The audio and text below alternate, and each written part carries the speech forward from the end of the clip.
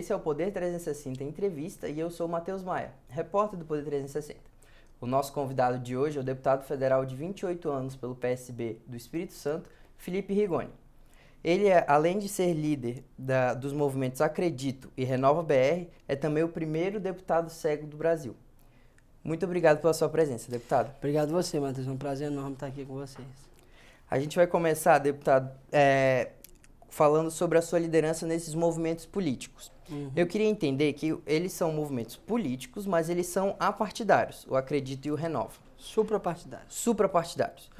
Qual que é o objetivo desses movimentos? Eles têm a pretensão de, em algum momento, se tornarem partidos? Não, vamos lá. Primeiro, assim, o Renova e o Acredito, eles têm uma diferença muito importante, que o Acredito ele é, de fato, um movimento. Ou seja, são pessoas que se juntaram ao redor de uma bandeira ou de bandeiras, né? A gente tem um programa, a gente tem o nosso manifesto, tem um tipo de Brasil que a gente acredita, e aí nos juntamos para defender isso através do parlamento e das questões sociais, da participação das pessoas, etc. Já o Renova não é um movimento, o Renova é uma escola de novos políticos, né? E também suprapartidário. Ou seja, o Renova seleciona pessoas de todos os partidos, inclusive agora no Renova Cidades. São 1.400 pessoas selecionadas de todos os partidos do Brasil e prepara essas pessoas não só eticamente, para trabalhar eticamente na política, desafios do Brasil, mas especialmente em como fazer uma campanha decente, eficiente e que seja competitiva. Então essa é a diferença dos dois. Mas nesse que é mais como uma escola, deputado, eu queria entender como que faz para padronizar comportamentos assim, como faz para criar, não é criar a palavra, como faz para educar um político novo, sendo que vocês têm lá pessoas que saíram do movimento que são de partidos que acreditam em coisas muito diferentes. Uhum. Bom, em primeiro lugar, como é que se faz a formação de um político, né? Porque você parte do pressuposto que as pessoas que foram selecionadas pelo Renova já são lideranças nas suas cidades, nas suas áreas temáticas e etc. Então a bandeira dela já existe. O que o Renova faz, de fato? O Renova nos ensina a como, por exemplo, construir uma narrativa para uma campanha, a como motivar e organizar os voluntários para uma campanha, a como fazer a captação de recursos para uma campanha, ou seja, como é que se faz vaquinhas virtuais, como é que se junta com as pessoas que acreditam naquilo que você também acredita para fazer uma campanha bem sucedida. Então, basicamente o que o Renova faz é isso, assim, é pegar pessoas que já são lideranças nas suas áreas, nas suas cidades, e transformar elas em lideranças capazes de fazer uma campanha eleitoral bem sucedida. Independentemente da ideologia ou do partido. Independentemente da ideologia do partido. Né? Tem pessoas lá, agora no Renova Cidades, por exemplo, tem pessoas do PT ao PSL, de todos. Todos os 35 partidos estão representados lá. E essa ideia, cada vez mais, porque o senhor entrou numa época muito polarizada do Congresso, né? Absolutamente. E então, justamente, eu queria perguntar para o senhor desse caso, porque o senhor é do PSB, um partido considerado mais à esquerda, e votou a favor da reforma da Previdência. Exato. E foi muito criticado em relação a isso. Como foi para o senhor tomar essa decisão na reforma? Olha, em primeiro lugar, assim, desde que eu fazia minha campanha, eu era a favor da reforma da Previdência. Tá? Por quê? Porque não há como mais você estabelecer qualquer saúde fiscal para o Brasil sem a reforma da Previdência. Isso para o futuro, ela não é suficiente. Ela é necessária, porém não suficiente. Então eu sempre defendia, né? São 3 grandes razões pelas quais a gente precisa de uma reforma da Previdência hoje. A Previdência atual, ela causa desigualdades, ao contrário do que dizem. 18% de toda a desigualdade de renda do Brasil é causado pelo atual sistema de aposentadorias e pensões. Segundo, o gasto com a Previdência cresce muito rápido. São 50 bilhões de reais a mais todos os anos. E terceiro, ele já é muito alto. Né? Para este ano, eram 767 bilhões de reais investidos na Previdência Social brasileira. Ou seja, não está tendo espaço mais para nada. Então, a gente precisa de uma reforma da Previdência. E eu sempre defendi. Desde que o PSB começou a falar sobre Previdência, quando o projeto do governo chegou aqui na Câmara, a gente já começou a falar sobre isso. E eu sempre defendendo, claro, com mudanças importantes. Eu e a Tabata, por exemplo, fizemos 9 emendas ao texto, 4 foram acatadas, uma quinta agora, que é a Seguridade Social da Criança, foi acatada no relatório do senador Tarso Gereissati. Então, assim, a gente acreditou que a reforma que a gente votou era muito melhor do que a pior. Ou seja, ela estava positiva, apesar de alguns percalços ali. E, infelizmente, o PSB não entendeu dessa maneira, fechou questão contra e puniu, né, na minha opinião, muito erroneamente, os deputados que votaram a favor da Previdência. E como que está esse processo ainda pode haver outras, além da punição, pode haver outras punições? O senhor ainda teme ser expulso do partido em relação a isso? Olha, na verdade, seria muito melhor se o partido tivesse expulsado a gente do que feito o que fez, né? O partido suspendeu os parlamentares de todas as comissões por até um ano, né? A notificação chegou no nosso gabinete recentemente. E a partir ainda não se confirmou, mas daqui a uns dias vai, de fato, nos suspender de todas as comissões, todas as relatorias que a gente faz, que a gente está. Eu, por exemplo, tenho 33 relatorias, vou perder todas por conta disso. E isso prejudica não só a mim, que sou parlamentar, prejudica aos 84.405 capixabas que votaram em mim e aos 4 milhões de capixabas que eu represento. Eles estão tirando minha capacidade de representar. E isso, para mim, inclusive, menos corajoso do que expulsar os parlamentares. Então, está um processo bem duro. Ainda estamos vendo o que dá para fazer, ou para reverter essa situação, ou para sair disso de uma maneira positiva, tanto com o partido quanto com as outras pessoas. E outros partidos sondaram o senhor? Mais de 15. Mais de 15? Mais de 15. Mas eu ainda não estou pensando nisso, não estou fazendo nenhum movimento, né, para a saída do partido, etc., mas eu estou avaliando a possibilidade ou como resolver essa questão internamente no partido ou como sair do partido de uma maneira positiva. Entendi. Uma dúvida que eu fiquei agora é porque entre esses 33 projetos que o senhor relata na Câmara, tem alguns bem grandes assim, para o Brasil, como o projeto que faz gatilhos em relação ao teto dos gastos, enfim. Como que ficariam esses relatórios? Bom, eu sou relator de dois grandes projetos agora, né, que é o relatório, a Lei Geral de Governo Digital. Essa eu não perco, porque foi uma relatoria dada especificamente pelo presidente Rodrigo Maia, assim como a dessa PEC que você falou, que é a PEC 438, que mexe com regras fiscais, especificamente a regra de ouro. Essas duas eu não vou perder, porque foi o presidente Rodrigo Maia que me concedeu essas relatorias. A que eu vou perder, que também é uma coisa bem grande, são duas, na minha opinião, bem relevantes, é a criminalização do Caixa 2, que eu sou relator dessa matéria na CFT, Comissão de Finanças e Tributação, e a renegociação das dívidas do FIES, na Comissão de Educação. Essas duas eu sim perderei, além das outras 31 que, apesar de não tão grandes quanto essas, também tem uma relevância muito importante. Então, de fato, prejudica e muito a atividade parlamentar. O senhor acha que em quanto tempo o senhor consegue ter uma resolução desse problema, assim, seja para sair do partido ou para conseguir resolver internamente? Não faço ideia. Não tem como saber, porque eles suspenderam agora. Na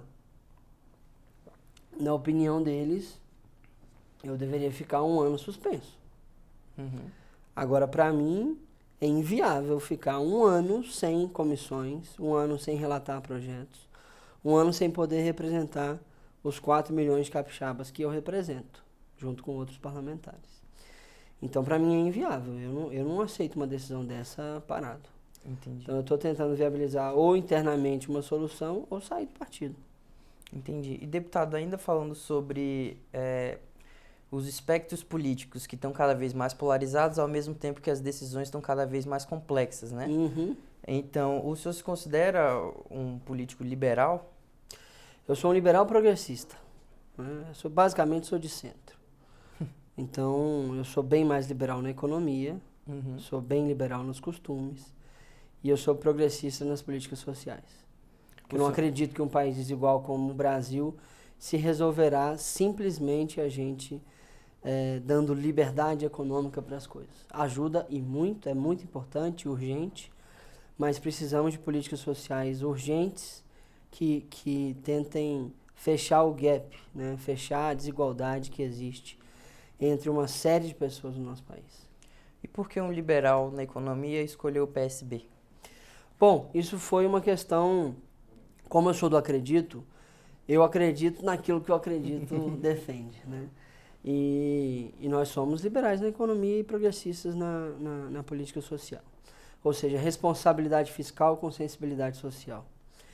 E na época que a gente fundou o movimento, nós sabíamos que a gente teria que estar em partidos para conseguir nos eleger, né?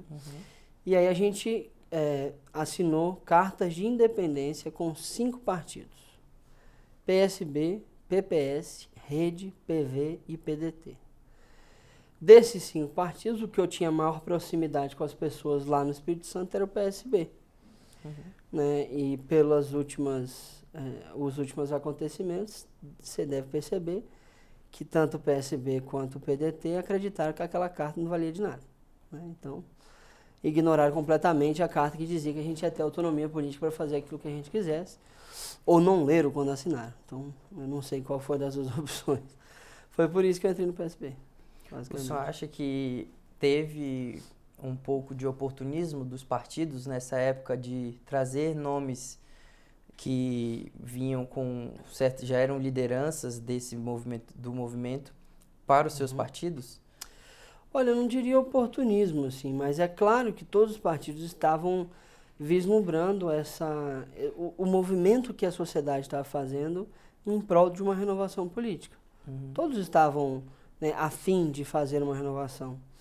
O que eu acho que aconteceu não foi oportunismo, mas foi que, especificamente no PSB, por exemplo, o Carlos Cirqueira assinou ele mesmo, que é o presidente do PSB nacional, a carta de independência.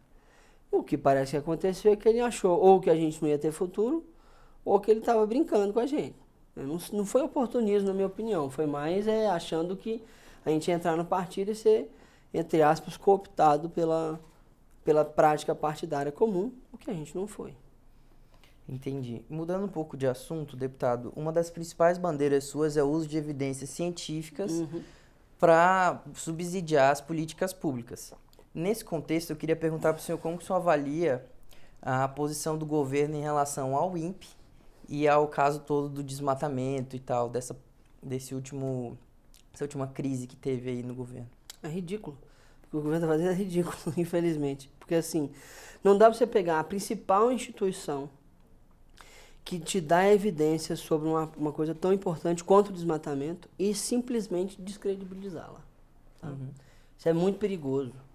Porque se a principal instituição do nosso país que faz isso está sendo descredibilizada, quem é que vai dar os dados corretos? Tá? E eles são muito bons, o pessoal do INPE. Então, o que o Bolsonaro mais, né, a sua equipe fez ao descredibilizar o INPE foi muito ruim. E, além disso, assim, beleza, sempre tivemos queimadas na Amazônia, sempre tivemos desmatamento na Amazônia, o que não quer dizer que a gente não tem que combater. Porque a Amazônia está chegando num processo que, se ela chegar a 50% de desmatamento, ela entra num processo de autodestruição. Isso já foi provado por pesquisadores do INPE, inclusive. E a gente precisa, de fato, combater o desmatamento e as queimadas da Amazônia. Então, acho que foi, em primeiro lugar, um descaso muito grande com um patrimônio importantíssimo para o nosso país. Inclusive, é por conta da Amazônia que nós somos a potência de agronegócio que nós somos, porque é a Amazônia que faz chover na América do Sul inteira. E segundo, eu acho que teve muita politização internacional disso. Isso realmente prejudicou o Brasil. Foi feio o que aconteceu. Eu acho que tinha que ter tido muito mais respeito com as instituições internacionais e um pouco mais de responsabilidade com o próprio caso da Amazônia. Isso faltou. E como eu estava esses dias em um fórum, uma pessoa disse o seguinte: meio ambiente não é uma questão de direita ou de esquerda, é uma questão de ser humano. É a nossa vida que está em jogo. A gente tem que levar isso a sério. Então, eu acho muito ruim o que o governo está fazendo. Ainda sobre o governo Bolsonaro, o senhor foi um dos que defendeu a substituição do ex-ministro Vélez, da Educação. Sim. Foi substituído pelo ministro Weintraub. Eu queria que o senhor fizesse uma avaliação. Melhorou, piorou, ficou igual? O que mudou do Weintraub para o Vélez? Ou do Vélez para o Weintraub? Olha, o Vélez, ele era uma pessoa que tinha, na minha opinião, muito descaso com a educação. Parecia que ele achava que a educação de um país de 200 milhões de habitantes era simplesmente botar algumas coisas nos slides e achar que isso ia acontecer. O Weintraub, ele é uma pessoa muito mais executiva, vem de banco e etc. Então, ele é um gestor e um executor.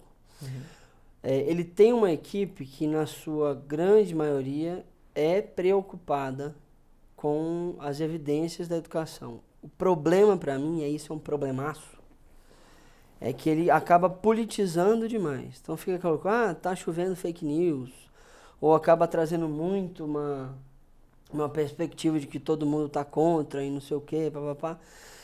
O ruim disso é que isso não une as pessoas, isso não une o parlamento, isso não une a comunidade de educação, e isso não faz políticas educacionais coerentes acontecer.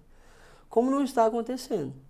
O Futuras, por exemplo, ele é a coisa mais concreta que o Ministério da Educação fez até agora, e o que não quer dizer muito, porque não tem nada de concreto no Futuras. Ele é uma apresentação de slides com uma série de intenções que são, de fato, na sua grande parte, boas, mas não tem nada escrito de fato. O que vai acontecer? Qual vai ser o sistema de incentivos para que as universidades consigam captar mais dinheiro, para se internacionalizar um pouco mais, para fazer mais pesquisa e desenvolvimento? Não tem isso. E ele já apresentou o programa, já começou a ter uma grande comoção em cima desse programa, sendo que ele nenhum programa é. Então, na minha opinião, o que falta é organizar um pouco melhor a comunicação e deixar as coisas mais especificadas antes de divulgá-las ou antes de ir para o embate como ele vai. Então, melhorou? Talvez um pouco, tá? Mas ainda temos um problema de que o Ministério da Educação brasileiro ainda mais separa do que une. Mas pegou duas áreas muito complicadas para falar. Porque... Ainda nesse contexto, o senhor disse que esse é um dos congressos mais polarizados que tem. O senhor acha que o governo contribui para esse cenário? Com certeza. O governo, veja, na semana da votação da reforma da Previdência, ao invés de comemorar a votação, Bolsonaro brigou com o presidente da OAB. Ou seja, ele simplesmente ignorou o fato de que uma das principais medidas para a estabilização fiscal do Brasil estava sendo aprovada na Câmara e brigou com o presidente da OAB com algo que não tinha nenhuma necessidade dele fazer. Ou seja, polarizou num momento que ele poderia ter unido o Brasil e não fez. Isso acontece toda semana, praticamente. É claro que isso contribui para... Quando ele fala uma coisa dessa, por exemplo, a consequência é que a oposição se torna mais acirrada lá na Câmara, isso torna os projetos mais demorados de serem votados, e por consequência quem sofre é o brasileiro e a brasileira. Não são os parlamentares que estão sofrendo com isso, são os brasileiros, que precisam de uma série de decisões sendo tomadas, e elas demoram mais a ser tomadas por conta disso. Que no fim das contas o governo é que dá o tom, e poderia dar um tom de muito mais conciliação do que de separação, como está dando. Entendi. Deputado, entrando num dos seus projetos mais importantes aí que o senhor relatou, e que o senhor não vai perder a relatoria, da PEC 438. É verdade. Que fala sobre a regra de ouro, que é uma regra que, assim, dá arrepios nos gestores públicos, né? Afinal, ela não tem, assim... É 8 ou 80 a regra de ouro, né? Você cumpre ou você descumpre. Eu queria entender como que estão as conversas com o governo para o avanço dessa pauta na Câmara, deputado. Tá. Eu vou dar um passo atrás, antes de falar sobre regra de ouro, para explicar qual é o contexto disso, até para a pessoa que está assistindo entender que é bem complexo. O grande problema aqui está no orçamento federal, que está cada vez mais comprimido. Tem duas coisas acontecendo. O Brasil entrou numa trajetória desde 2010, 2008 ali, de endividamento muito acelerado. Isso se tornou muito pior em 2014. Então, neste momento, a dívida brasileira, ela só aumenta e o aumento da dívida se acelera muito rápido. Ao mesmo tempo, você tem, de um outro lado, gastos obrigatórios do governo, Ou seja, gastos determinados por lei que o governo tem que fazer, independente de qual é o governo que está aí, ou seja, não tem poder de decisão sobre isso. E esses gastos obrigatórios também aumentam muito rápido. Então, de um lado, você está se endividando pra caramba, do outro lado, os seus custos fixos aumentam muito rápido também. Nesse contexto veio o teto. O teto, ele não é o vilão, igual muita gente fica falando. Ele é só um indicador. É só para mostrar que, por um lado, a gente não pode acelerar tanto o aumento da nossa dívida, pelo contrário, a gente devia estar numa trajetória decrescente da dívida, a gente devia estar reduzindo a dívida que a gente tem. E de um outro, os gastos aumentam muito rápido e você não tem o que fazer para controlá-los. E você também não pode aumentar a carga tributária porque já está alta demais e a sociedade não aguenta, né? Então, o que a gente tem que fazer aqui? A gente tem que dar uma política emergencial de controle desses gastos obrigatórios. O que são gastos obrigatórios? Em tese, aqueles gastos que o governo tem que fazer, mas na prática são gastos com previdência, são os maiores, já fizemos a reforma. O segundo maior é gasto com pessoal. Isso também aumenta muito rápido, tá? De 2016 para cá, aumentaram 200 bilhões de reais em gastos obrigatórios do governo. Ou seja, a consequência disso é que hoje, no orçamento para o ano que vem, só 20 bilhões de reais são de investimento, num orçamento que tem um total de 1 trilhão e 400 bilhões de reais. Ou seja, nós estamos estrangulados. A gente tem que reduzir os gastos obrigatórios para que o governo possa gastar, por exemplo, com política social, aumentando o Bolsa Família, ou melhorando o Bolsa Família. Por exemplo, com infraestrutura. Por exemplo, construindo mais e melhores escolas. Isso não tem dinheiro para fazer hoje. Não tem o que fazer. Por quê? Porque está tudo estrangulado. Então, basicamente, esse é o contexto. O que nós vamos fazer? Fazer um pacote emergencial de medidas para a redução dos gastos obrigatórios. Que aí, num período de 2 a 3 anos, você libera aí uns 70, 80 bilhões de reais que vão poder ser investidos ao mesmo tempo que você cumpre o teto. Mas aí, nesse cenário, o Brasil continuaria enfrentando o déficit primário? Continuaria enfrentando o déficit. Isso aí vai resolver só para depois que o teto acabar. Isso demora a resolver.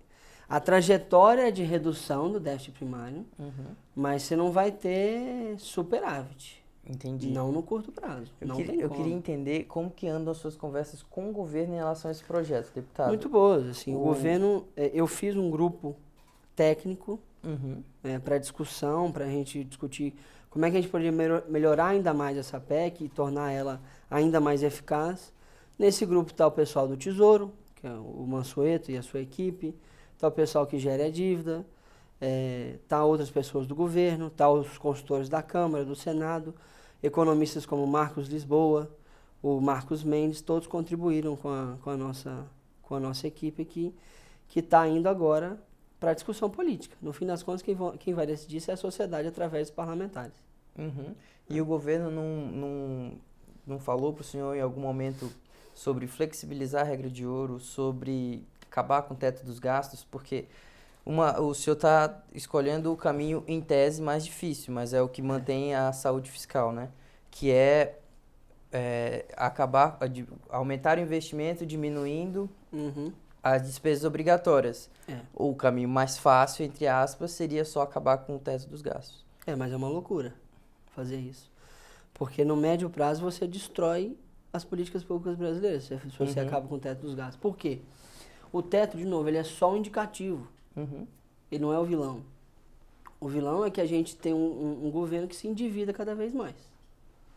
Precisa reduzir o nível de endividamento do governo. Se a gente não tem um teto, que acaba impondo a nós uma disciplina muito grande, você aumenta a dívida muito rápido. Aí o que vai acontecer? Os juros, ao invés de ficar em 6, 5 e pouco, vai aumentar para 8, 9, 10, 14, como era em 2015. E aí o custo da dívida vai aumentar. Aí você estrangula ainda mais as políticas públicas. Entendi. Então, é muito pior no médio e longo prazo você acabar com o teto. E no curto prazo também, porque a gente tem ferramentas melhores do que simplesmente acabar com o teto. Mas o governo nunca falou sobre isso comigo. Teve aí uma fala errônea que o Bolsonaro falou, mas depois ele se retratou. E não existe possibilidade de a gente flexibilizar o teto. É como diz o Paulo Guedes, é quebrar o piso. Um outro ponto mais polêmico dessa PEC é a parte que fala da redução da jornada de trabalho dos servidores públicos, com a diminuição proporcional da remuneração deles. Como que o senhor pretende passar com isso na Câmara, sendo que a gente sabe que a força dos servidores públicos na Câmara é muito forte? Olha, a gente tem que entender o seguinte, como é que vai passar uma coisa que é dura mesmo na Câmara? Primeiro, é temporário. Isso vai ser para 2 ou 3 anos. Tá? Todas as medidas ali é um pacote emergencial de adequação fiscal. O que quer dizer que vai ser no máximo de 3 anos.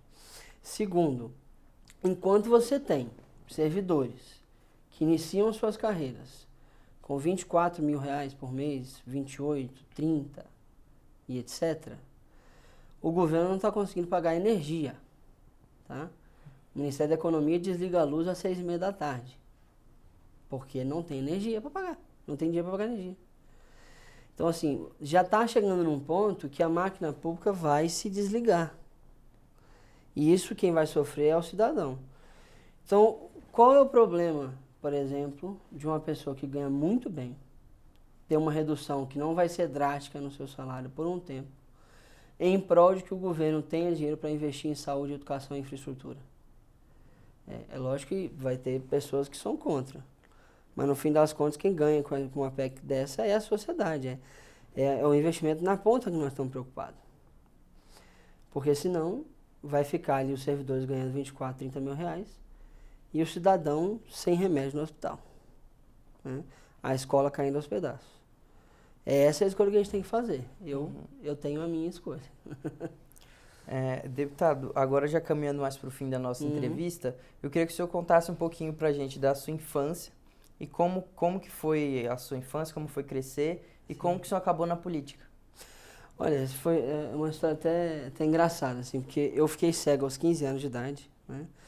E naturalmente foi um período muito duro da minha vida. Eu não entendia por que aquilo estava acontecendo comigo. Então eu achava tudo muito injusto, né? Eu até costumo dizer que eu entrei num processo mental chamado de o mundo do e se, que eu vivia assim. E se eu não fosse cego, como é que seria minha vida? E se eu não fosse gordo, porque na época eu pesava 140 quilos, emagreci, voltei a engordar de novo, mas nós vamos resolver isso em breve. E se eu não fosse eu, assim, eu odiava viver a minha vida. E aí chegou um momento que eu estava muito mal mesmo. Aí meu pai me viu chorando na sala de casa. Aí ele sentou do meu lado, botou a mão na minha perna e falou bem assim: Felipe, lembra que você tem uma escolha. E ele falou isso e foi embora. E eu fiquei lá assim, caramba, que raio de escolha é essa que ele está falando que eu tenho? Porque para mim não tinha opção, eu não tinha escolha, eu só estava ficando cego. E com o tempo eu fui percebendo que realmente meu pai estava certo, eu tinha uma escolha, mas não era da situação que eu vivia. Era da atitude que eu ia ter diante daquela situação. E foi aí que eu comecei a mudar muito, né? Eu comecei na época, comecei a emagrecer, comecei a estudar bem mais e melhor, comecei a pensar no meu futuro e percebi que seria através da educação que a minha transformação se daria. Aí eu fiz engenharia de produção na Universidade Federal de Ouro Preto. Lá eu participei do movimento Empresa Júnior, que aí é o começo da minha história que me leva à política no fim das contas. Que lá no movimento Empresa Júnior eu percebi o quão poderoso é um grupo organizado de pessoas que compartilham de um mesmo sonho, de um mesmo objetivo. Lá eu cheguei a liderar 10 mil pessoas em 18 estados do Brasil. Eu fui presidente do Conselho da Brasil Júnior, que é a Confederação Brasileira de Empresas Juniores. E eu percebi o tanto que é de fato poderoso quando você tem uma sociedade, um grupo de pessoas em prol de uma causa. E chegou um tempo depois, eu já não estava mais na Brasil Júnior, já trabalhava com desenvolvimento humano e etc. Eu percebi que se eu quisesse realmente transformar as pessoas, eu precisaria realmente unir elas, mas em prol delas terem mais oportunidades. Foi aí que deu política. Né? Foi aí que eu percebi que se a gente não mudasse a política brasileira, nós ainda teríamos milhões de brasileiros sem oportunidades ou com oportunidades muito precárias. Aí eu fui candidato a vereador lá em Linhares, minha cidade natal. Eu perdi, graças a Deus. Foi uma das melhores coisas que me aconteceu. E aí eu tive a oportunidade de estudar. Fui fazer meu mestrado em políticas públicas lá em Oxford, na Inglaterra. E, ao mesmo tempo, decidi me candidatar, né? Aí eu entrei no Acredito, no Renova BR, que eu comentei aqui antes, e decidi me candidatar a deputado federal. E foi uma luta, assim, né? As pessoas não acreditavam que ia dar certo, né? Você chegava nos lugares falando que eu ia ser candidato a deputado federal, e eles falavam assim, não, que legal, é bom que na próxima você vem para vereador e ganha, né? E foi uma luta muito grande, uma equipe nossa muito engajada, liderado por uma pessoa de 23 anos, que hoje é minha chefe de gabinete, e que conseguimos, né? Depois de muita noite mal dormida, vieram 84.405 votos, muito suados e muito grato pelo que aconteceu. Então, e hoje estamos aqui lutando muito para fazer o Brasil mudar. Deputado, em tempos como esse que o senhor disse de polarização, de fake news, enfim, em 2020 o Poder 360 faz 5 anos. Eu queria que o senhor fizesse uma análise de como que os veículos de jornalismo profissional são... Qual o papel deles na sociedade de hoje?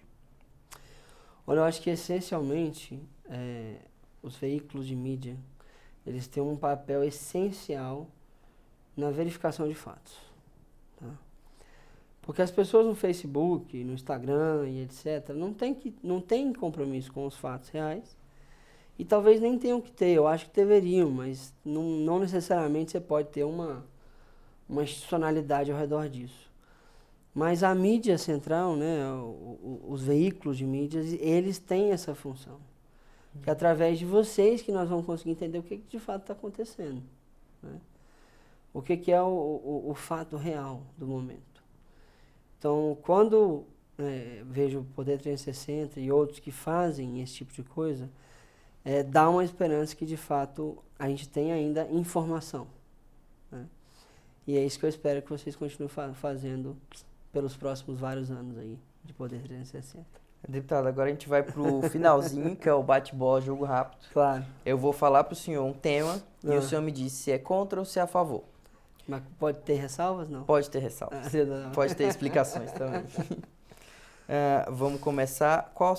O senhor é contra ou a favor da liberalização ou flexibilização de drogas mais leves, como a maconha? Eu sou a favor da descriminalização. É o que foi feito em Portugal. Até uma certa quantidade, a pessoa vai para o sistema de saúde, é descriminalizado. A partir dessa quantidade é tráfico e ela vai presa. Isso é muito melhor. E sobre a flexibilização da lei do aborto? Eu acho que, sim, a gente precisa flexibilizar um pouco, descriminalizar especialmente, porque eu não acho que pode ser crime, né? Mas a gente precisa essencialmente dar o cuidado, dar a oportunidade da mulher ter a sua escolha, mas essencialmente de prevenir, né? Porque não adianta você criminalizar, você só vai excluir ainda mais as mulheres que fazem abortos da sociedade. Então, descriminalizando, você inclui mais e reduz a quantidade de abortos. Contra ou a favor o projeto de independência do Banco Central? Super a favor. É bom demais. Flexibilização do porte de armas? Eu acho que a gente tem que dar prazos mais claros, mas hoje você já pode ter 6 armas, tá bom demais. E isenção fiscal para igrejas? Sou contra. É isso. Muito obrigado pela sua presença. Deputado, se o senhor quiser dar um recadinho final. Eu acho que é essencial, independente das opiniões que a gente dá, né, que eu como parlamentar ou outros vão ter, eu acho que a gente precisa fazer nesse momento criar um ambiente de diálogo. Porque hoje as pessoas não estão se conversando, inclusive no parlamento, e isso só prejudica os brasileiros e brasileiras. É só com o diálogo no parlamento e na sociedade é que a gente vai construir um país melhor. Então, se eu pudesse pedir alguma coisa, não só para o Poder 360, mas para as pessoas que vão assistir, é que vão para o diálogo e não para a briga. Porque é assim que a gente vai construir uma democracia melhor. A gente agradece, o Poder 360 Entrevista vai terminando por aqui. A gente agradece a presença do deputado federal Felipe Rigoni e lembrar sempre de assinar o canal, ativar o sininho para vocês ficarem sempre sabendo quando que vai ter a nossa próxima entrevista. Até mais. Obrigado. Valeu.